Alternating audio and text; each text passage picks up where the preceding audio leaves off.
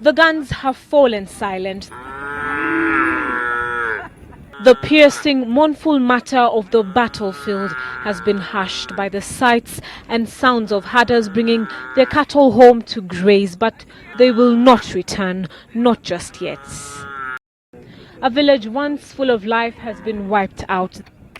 This is Kilelengwani in Lamu West District, where 50 people were shot dead in a tribal conflict that tore through this once close-knit community only 2 months ago.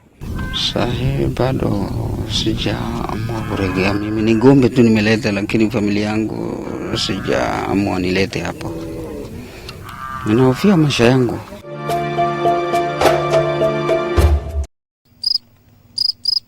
Darkness falls over Tapalin tents in Witu Division, and with it masks the struggle of a silent war as families try to live past deathly hallmarks of a dark past.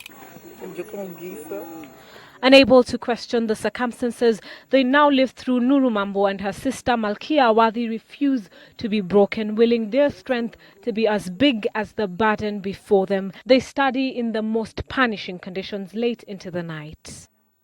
Hawakutarajia. Kwa hivyo hata kama watapita, yani kubahatisha tu, kama kubahatisha.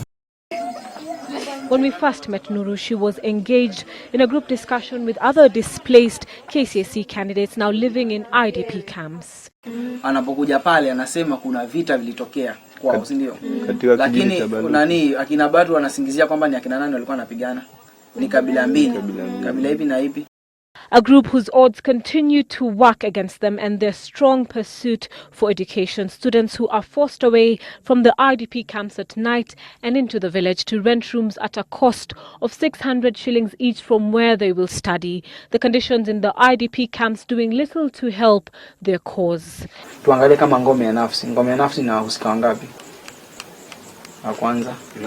Nanda. This group of students later letting us in on what is to them an against all odds situation as they revise for their examinations well into the first week of the ongoing KCSE exams.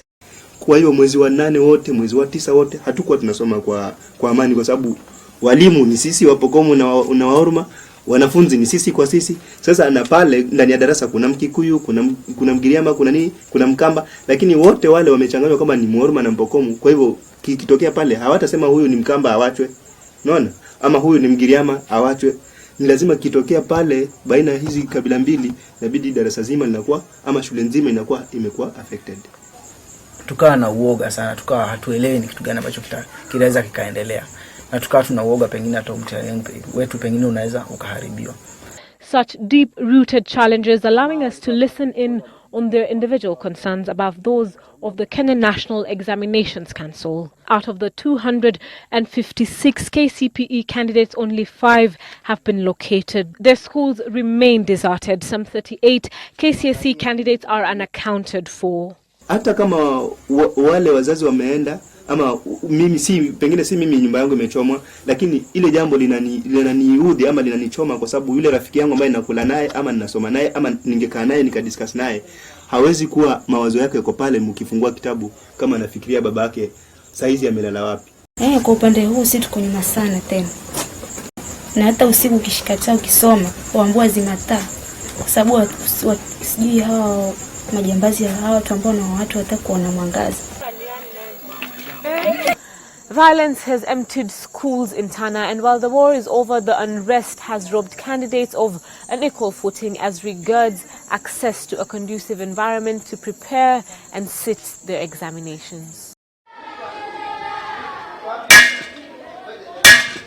In a region slowly coming to terms with the challenges of sitting this year's national exams, displaced KCSE candidates in Tana Delta like Nuru Mambo have been placed in secondary schools in Witu to sit their exams. And as she sits the Kiswahili paper in Witu, kilometers away, Abdi Karim is among the 400,000 candidates nationwide who sit the same paper at Garsen High School.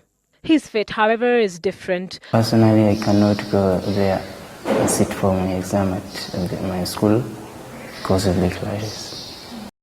This Form 4 student exposing the fears that continues to see the displaced candidates frustrated despite the heavy security presence in Tana Delta, but most importantly, telling the story of a relentless generation who must rise despite the circumstances. Hata kama kumekuwa na hizo changamoto, lakini ni lazima ufanye nini?